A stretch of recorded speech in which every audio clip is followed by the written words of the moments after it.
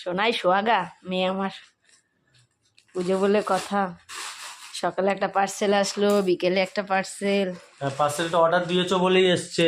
পার্সেলটা ধরে হেঁটে হেঁটে চলে আসেনি তোমার বাড়িতে।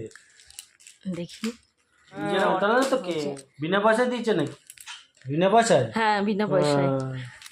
কিন্তু Parcel এসে আমার দিয়ে গেল। মেয়ে তো যা নাটা, এত লং ড্রেস। ঠিক আছে, অর্ধেকটা কেটে তুমি পরে নেবে, আর যদি কিছুটা বাঁচে ওকে দিয়ে দেবে।